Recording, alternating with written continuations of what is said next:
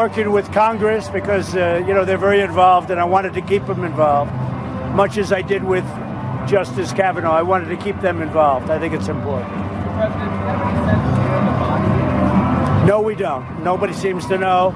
Somebody knows, but nobody of the various investigation groups at this moment know, but we'll find out. Is that a concern that they haven't identified that? It's a concern. We'd like to find out where it is and what happened, and I think we're inching our way there. Has anyone in the U.S. government heard audio or seen video from the conference? No, we haven't. Mike Pompeo has not, Secretary of State. Somebody came out with a false report. I think it was ABC. It was totally false. He has not seen that, has not heard that, and I would tell you if he had. So far, we've heard about it, but nobody's seen it. Not even the CIA or NSA? Not that we know of. We have not gotten a transcript either. We've heard all about it.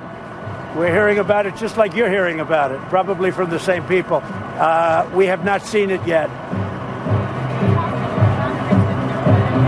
It's possible. You don't know that, but it's possible.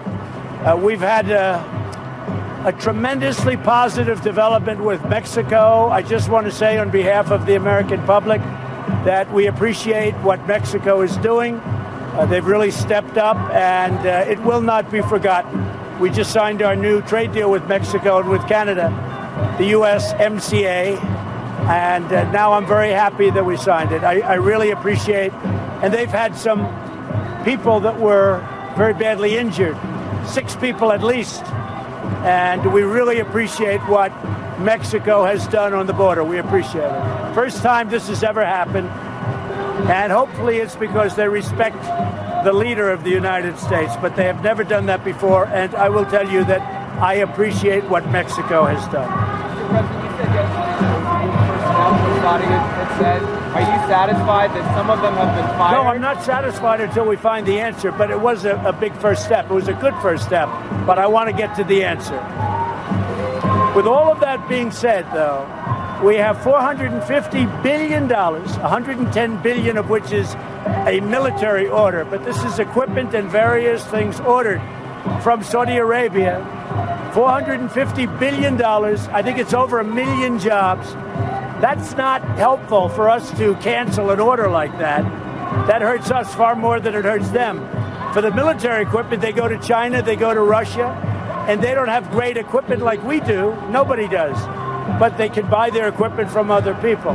So that would hurt us far more than it would hurt them. But there are other things that can be done, including sanctions.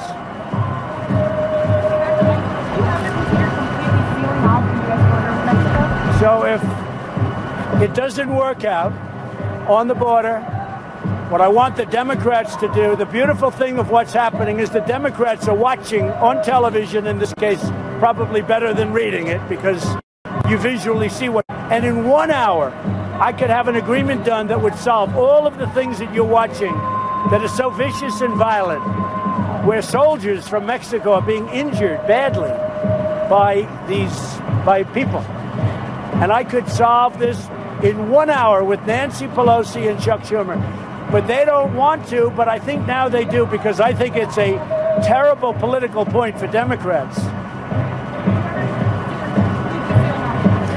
I would call in the military and I would seal off the border. I would close up the border. If that happens, and if that continues to move forward, the caravan we're talking about, which is, I think, a man-made caravan, if you want to know the truth. I think some bad people started that caravan. More importantly, or maybe almost as importantly, you have some very, very bad people in the caravan. You have some very tough criminal elements within the caravan. But I will seal off the border before they come into this country. And I'll bring out our military, not our reserves.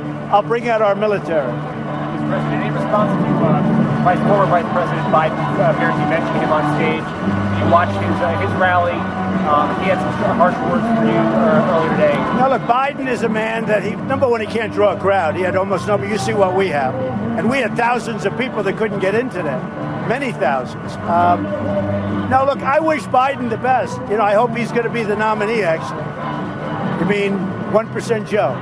I just hope they pick somebody good, somebody that's going to represent their interests. If it's Biden or Elizabeth Warren, I think she's been very badly damaged by what happened over the last couple of days. Or a man that ran Newark, New Jersey into the ground. There are a lot of people, but I don't see it yet. But we'll see what happens. We'll see what happens. Anything else? Ambassador Bolton? I don't hear you. Got to talk louder. Message to the Russians if you're going to pull out of the arms control treaty? Yeah, Russia has violated the agreement. They've been violating it for many years, and I don't know why President Obama didn't negotiate or pull out. And we're not going to let them violate a nuclear agreement and go out and do weapons, and we're not allowed to. We're the ones that have stayed in the agreement, and we've honored the agreement, but Russia has not, unfortunately, honored the agreement. So we're going to terminate the agreement. We're going to pull out. That's the INF? Yeah, the INF. No, we'll have somebody great. Nikki is a friend of mine. She's going to work on the campaign, but she's been doing it for a long time, and we're going to pick somebody very quickly. Would you prefer it to be a woman? Say it? Would you prefer it to be a woman? Yes. Why? I'm going to pick the best person. I think it would be good. I think she's done an excellent job, great job, and I would love to see. And I'll tell you, I'm interviewing 3 women and 2 men. We have 5 people, 3 women, 2 men. I think I might prefer that, but we'll see. Okay? You said you're going to do more on taxes. Do we expect to do something more in the next couple of months? And what should we expect? In what? With respect to what? With respect to tax legislation in the next piece? We are looking at putting in a very major tax cut for middle-income people. And if we do that, it'll be sometime just prior, I would say, to November. Major what again? A major tax cut. We are going to be putting in and are studying very deeply right now, round the clock, a major tax cut for middle-income people. Not for business at all, for middle-income people. Now, the last was for middle-income and for business, and our business is now coming back because of it. But we are looking at Kevin Brady's working on it. Paul Ryan is working. We're all working on it. And we're looking at a major tax cut for middle-income people who need it. What was your time frame for that? I would say sometime around the 1st of November, maybe a little before that. If I can follow up on the INF real quick. You intend to terminate the agreement. Does that mean that you plan on developing those weapons and deploying them once again? We'll have to develop those weapons. Unless Russia comes to us and China comes to us and they all come to us and they say, let's really get smart and let's none of us develop those weapons. But if Russia's doing it and if China's doing it and we're adhering to the agreement, that's unacceptable. So we have a tremendous amount of money to play with on our military, $700 billion plus $716 billion. So Russia has not adhered to the agreement. So we are going to terminate the agreement and we are going to develop the weapons.